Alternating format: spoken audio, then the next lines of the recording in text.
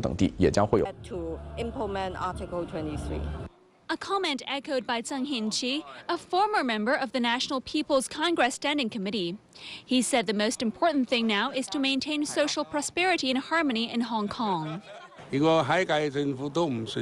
Enacting national security laws can wait until 2017 when the chief executive is returned by universal suffrage, he added. Zheng was also asked to comment on the race for the next chief executive. While he said it would be difficult to predict the outcome, he acknowledged that all three potential candidates, NPC Standing Committee member Rita Fan, Chief Secretary for Administration Henry Tang, and Executive Council convener Leung Chen-ying, are all very capable individuals. Organisers of the June 4th candlelight vigil at Victoria Park have accused the police of manipulating crowd turnout during the event last night. Chairman of the Hong Kong Alliance in support of patriotic democratic movements of China, Li Chuk-yan, accused the police of closing off a number of entrances to Victoria Park. Participants were therefore made to walk a long way before they were able to reach the venue. Li said many people decided to leave as a result. The police, however, argued that the crowd management measure was implemented because there were too many people in the area. Officers stressed the move was necessary to ensure the safety of participants. The Hong Kong Alliance said 150,000 people attended last night's candlelight vigil. Police put the figure at 77,000. About 200 people gathered on King's Road in Fortress Hill following the June 4th candlelight vigil in Victoria Park. Police later arrested 53 of them for blocking off the street. They were all released on bail this morning, including a woman suspected of stealing a retractable police baton. Kenneth Fong has this report. Some 200 protesters marched from Victoria Park towards the North Point police station last night after the June 4th candlelight vigil. They were unhappy that the police had extended bail for a group of people arrested during an anti-budget protest rally in March, instead of making a decision on whether or not to take legal action against them. The police prevented the protesters from marching any further as they reached Tin Chong Street, where some protesters scuffled with officers. Some of them staged a sit-in on King's Road. Officers cordoned off the eastbound section of the road. Police took action in the early hours of this morning to clear protesters from the road. 53 people aged between 18 and 61 were arrested on suspicion of gathering illegally, interrupting police duty and attacking officers. Officers also found a retractable police baton on a 27-year-old woman who was among the protesters arrested. The police have collected their personal information for further investigation, and all the arrested have now been released on bail. Kenneth Fung, TVB News. Looking overseas now, and heavy gunfire and explosions have been heard in the Yemeni capital amid reports say at least 2 people have died in a grenade attack on a pro-opposition military base. Fighting has also been reported in the southern town of Taiz, leaving 5 people dead. The violence comes within hours of embattled President Ali Abdullah Saleh flying to Saudi Arabia for medical treatment after being injured in a rocket attack on his palace. His departure could signal the end to 5 months of anti-government protests, or, as some analysts predict, pitch the country even deeper into political turmoil. Yemen state television yesterday showed a video of the mosque it claims was the site where President Ali Abdullah Saleh was injured. The footage shows debris strewn across the interior of the mosque and bloodstains on the carpets. However, the extent of Saleh's injuries has been a matter of speculation. After failing to make a promised public appearance after the attack, there were unconfirmed reports that he'd been more seriously injured than originally thought. Sources at the hospital in Saudi Arabia say he will have tests before surgery to remove shrapnel from his body. The source said he's also expected to have plastic surgery to mend burn wounds on his face and neck. When the rocket struck, he was surrounded by top government officials and bodyguards. 11 guards died and 5 officials were seriously injured. Analysts say every minute Saleh spends away from his country is one step closer to the end of his 3-decade rule. And this morning, thousands of people took to the streets of the Yemeni capital, Sana'a, to celebrate his departure. But amid conflicting reports, several things remained unclear. The degree of Saleh's injuries, did he leave anyone behind to try and keep a grip on power, and whether he would return at all. And his sudden departure threatens to leave a power vacuum in a country that he's ruled with an iron hand for 33 years. Yemen's acting president, Abdrabbuh Mansour Hadi, is scheduled to meet with members of the military and remaining members of Saleh's family later today. British and French attack helicopters have struck for the first time inside Libya. The use of helicopters significantly ramps up NATO's operations and is a major boost to Libyan rebels. Russia, meanwhile, regrets having voted for a UN resolution authorizing force and sees the use of helicopters as a prelude to a NATO land war. James LaGilia reports. British Apache helicopters on the HMS Ocean prepare to go into action over Libya. The attack helicopters struck a military radar installation on the coast and a vehicle at a military checkpoint. The Apaches also hit 2 targets near the eastern oil town of Brega.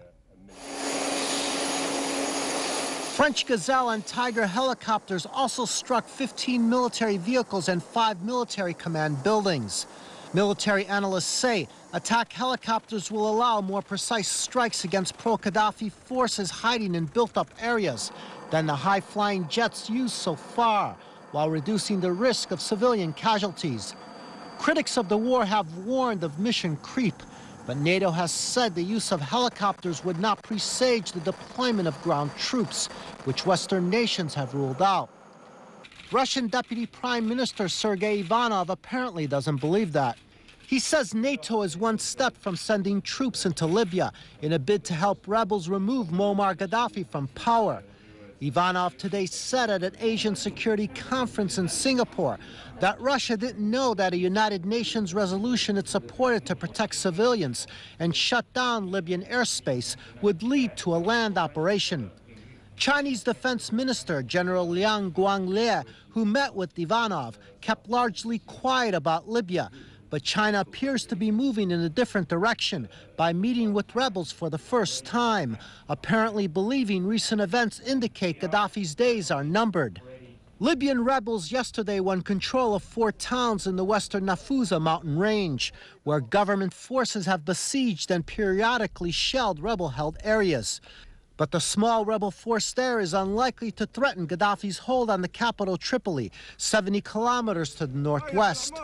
British Foreign Secretary William Hague visited the rebels' de facto capital, Benghazi. He called the National Transitional Council the legitimate representation of the Libyan people, but fell short of calling it a government, as other NATO countries like France and Italy have. Hague said that British efforts to support rebel fighters are in full swing and included providing radios, uniforms, and bulletproof vests. James LaGilia, TVB News. At least 3 people were killed today when Israeli troops opened fire across the Syrian frontier to disperse hundreds of pro-Palestinian protesters. Israeli security forces were on high alert ahead of the anniversary of the Arab defeat in the 1967 war. Israel had vowed to prevent a repeat of a deadly protest last month in which hundreds of people burst across the frontier and stormed into the Israeli-controlled Golan Heights. Ignoring the warnings, hundreds of protesters approached the fence and the Israeli troops opened fire. Syrian television reported 3 dead and 9 injured. Police swooped on India's most famous yoga guru to break up a fast against graft today. But the action may spark more political headaches for scandal-tainted Prime Minister Manmohan Singh. Authorities used tear gas to disperse the yoga guru's supporters and evict them from a huge tent. A police spokesman said officers detained Baba Ramdev for security reasons, but later released him. Ramdev and tens of thousands of his supporters also went on hunger strikes across India and in several cities in the United States, Europe and Africa yesterday. His campaign has struck a chord with a growing middle class in India fed up with corruption. The Congress-led coalition had been negotiating with him. Ramdev's demands included bringing back billions of dollars in illegal wealth stashed abroad and the death penalty for corrupt officials. Kapil Sibal, a government minister and negotiator, had said he would soon give Ramdev a written assurance, but later he criticised the guru for continuing the protest, despite an agreement with the government. That angered Ramdev, and he announced that his hunger strike would continue until the government acted on its assurances. And still ahead in the news, food safety scare continues to spread in Taiwan, flooding in parts of Hunan province in China. And Li Na wins the French Open.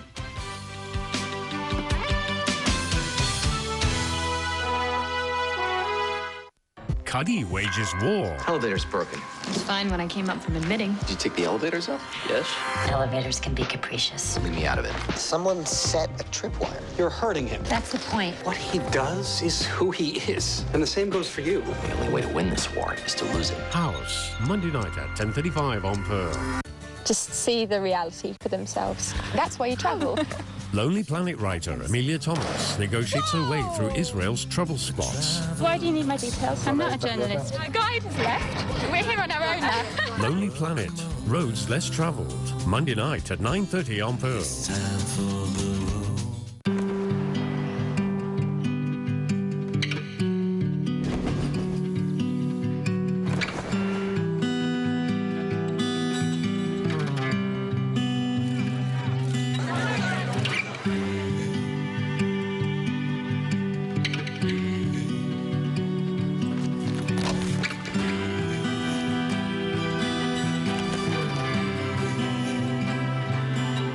Step out with Samsonite.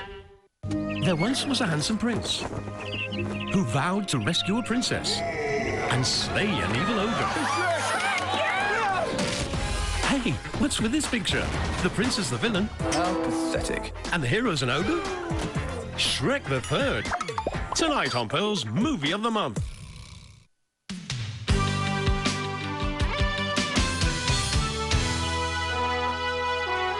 Welcome back. The Taiwanese food contamination scare has spread to the United States. New York recently recalled a large supply of tainted clouding agents from Taiwan. And in Taiwan, 30 bakeries and restaurants were found to be using a potentially harmful additive, DEHP, in jam and other products. Evelina Leung has the story. Yusheng Chemical, a Taiwanese company under investigation for being involved in the cancer-causing DEHP contamination scare, admitted that it has supplied tainted fruit jams to 7 factories on the island.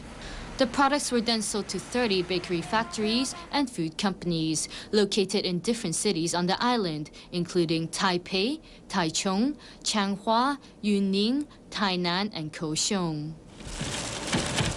Taiwan's health department is now trying to locate all the contaminated products, including puffs and ice cream produced by Yusheng. Meanwhile, food stall owners claim their businesses have been affected by the scare. This bakery owner here said her business has decreased drastically. Meanwhile, in New York, over 1,000 kilograms of contaminated clouding agents supplied by Yusheng have been recalled. So far, the contamination scare shows no signs of stopping, and experts believe losses have now totaled to over 3 billion Taiwan dollars. Evelina Leung, TVB News. In Europe, Germany has set up a task force to hunt down the source of a highly toxic strain of E. coli that's killed 19 people and sounded alarms around the world. The owner of a restaurant in the town of Lübeck, northeast of the outbreak's epicenter in Hamburg, says he was devastated to learn that 1 person died and as many as 20 others fell ill after eating at his establishment. He said none of his staff who eat the same food as the customers have fallen ill. Consumers in Germany and across Europe are steering clear of fresh vegetables and salads as a precaution. People in 10 other countries have become ill with the rare bacteria, but most, if not all, had visited or been in contact with people who'd recently been in northern Germany. The exact source of the bacteria is still under investigation. Now, heavy rain in the middle and lower reaches of the Yangtze River on the mainland has brought relief to the area's worst drought in 50 years. More rain has been forecast, and parts of Hunan province are now under the threat of flood waters. At Luxi in Hunan, some 150 millimeters of rain over a 12-hour period has swollen rivers and streams. Flood waters have inundated fields and damaged crops. The homes of many residents have also been affected. Meteorologists say more rain is in store for Hunan, Jiangxi and Anhui. Authorities have also urged people in parts of the southern provinces to be on alert for rainstorms and possible landslides. Now, back locally, dragon boat rowing teams consisting of disabled and able members today showed off their skills in Shatin. Tomorrow, 5 teams from the region will compete in Saikong for the first time as part of this year's Tuen Festival celebrations. Jacqueline Peng has the story. At the stroke of the drum, the calm waters of Shengmun River in Shatin came to life. Buckle up and off they go.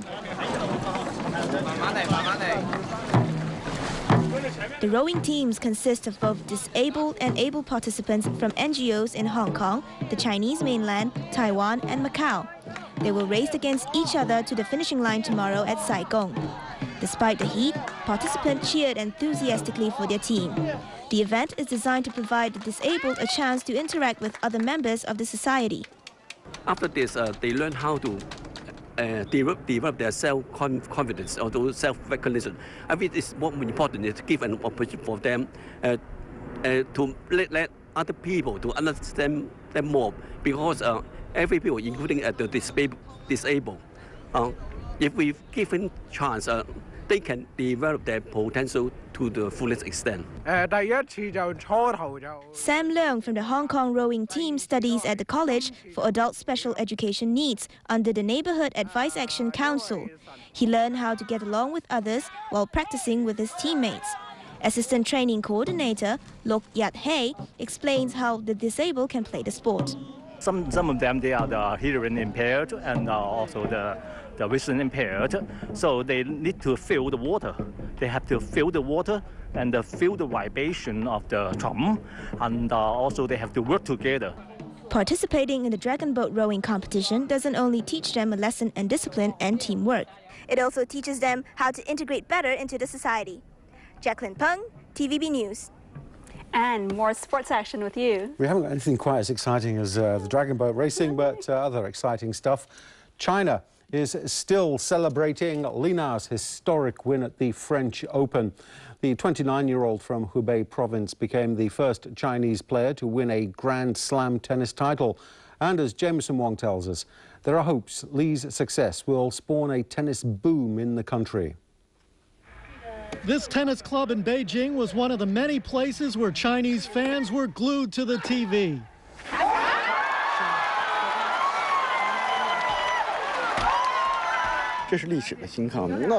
This is an historic moment, said this man. China has such a long history, but many people have little knowledge about tennis. But now we are standing on the peak of the tennis world.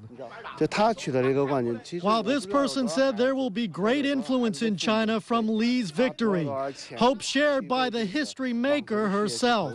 I think maybe China, not like Sweden, they have many top 1 player growing up, but I still believe China tennis were getting bigger and bigger. As for when Li can expect a hero's welcome, she says that will have to wait until after the next Grand Slam, Wimbledon. I didn't have time to back to China right now, so I will back to China after Wimbledon. So if I didn't do well in the Wimbledon, maybe people forget me already. Judging by these fans, forget you, not a chance. Jameson Wong, TVB News. To football, and England came back from 2 goals down to salvage a 2-2 draw with Switzerland in their Euro 2012 Group G qualifier. The half-time score at Wembley was 2-1 in favour of the Swiss. But 6 minutes after the break, England equalised. Ashley Young came on for Frank Lampard and had a telling impact in the second 45 Despite dropping 2 points, England remain on top of the group after Montenegro were held to a 1-1 draw by Bulgaria. In ice hockey and the Vancouver... One's taste. That's because she's making sculptures out of cabbages. Anne Choi takes a look. There's more to vegetables than just eating them. Just ask Beijing-based artist Zhu Duoqi, who creates her works of art just using cabbages. Entitled The Fantasies of Chinese Cabbage, her pieces depict glamorous-looking women in seductive poses, like the kind found in glossy fashion magazines.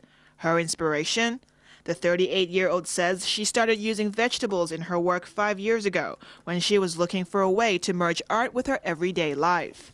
But don't think finding the right cabbage is an easy task. Zhu often spends hours in the market picking out the right cabbages to reflect the curves of a woman's body or the limbs.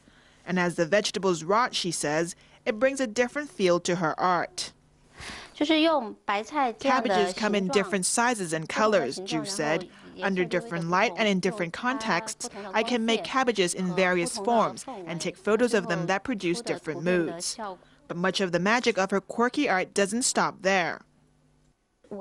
My creation is not a recording of reality. I use photography to create something new. As my works are all different from one another, each one requires a different amount of post-production. While Zhu's pieces can be a tad wacky for some people's taste, she's got plenty of fans.